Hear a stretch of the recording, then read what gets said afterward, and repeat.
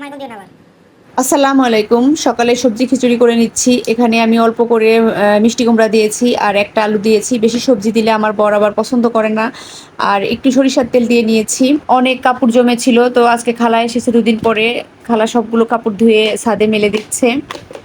আমিও সাথে এসেছি। না হলে খালা বুঝে না, উল্টাপাল্টা দিয়ে যায়। তো বুঝেনি তো আপনারা খালারা কেমন কাজ করে। আর দেখতে পাচ্ছেন বৃষ্টির পানি কিন্তু এখনো শুকায়নি। আর এখানে এই যে দেখতে পাচ্ছেন আমাদের কলমি ফুল ফুটেছে। কলমি ফুলটাকেও পোকা খেয়ে ফেলেছে আর এখন নাকি পোকা হবে কলমি শাকে। আমাদের খালা বলতেছিল যে শাকগুলো তুলে ফেলতে। তো ২-১ দিনের ভিতরে এই শাকগুলো তুলে ফেলতে হবে, না হলে পোকা হলে তো আর খাওয়া যাবে না। আর এই যে আমার কবুতরগুলো দেখতে পাচ্ছেন, কবুতরগুলোকে খাবার দিয়েছি। আর ২-৩ দিন পরে রোদ উঠেছে। আজকে দুপুরে একটু রোদ হয়েছে, মানে হালকা পাতলা। তো এতে করে আমার কাপড়গুলো একটু শুকিয়ে আসবে।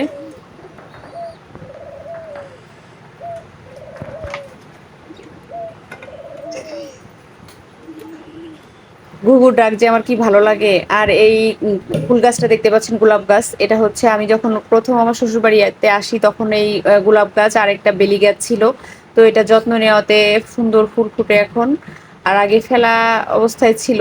অনেক বড় বড় ফুল হয় এই গোলাপ গাছটায়, একবারে ৫-৭টা করে ফুটে। আর যে নিচে চলে এসেছি, এখানে ইলিশ মাছ আর কচুরমুখী দিয়ে রান্না করছি।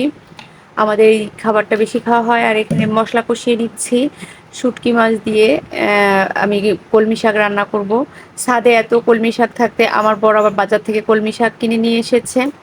আর শুটকি মাছ দিয়ে কলমি শাক রান্না করলে অনেক মজা লাগে। আপনারা এটা বাসায় খেয়ে দেখতে পারেন। আমার আম্মু এটা পছন্দ করে অনেক, কলমি শাক দিয়ে শুটকি মাছ দিয়ে। আমার শাশুড়িও পছন্দ করতেন। তো আমি আজকে রান্না করে নিয়েছি, অনেক মজা হয়েছে খেতে। হয়ে গিয়েছে দেখতে পাচ্ছেন তরকারিটা।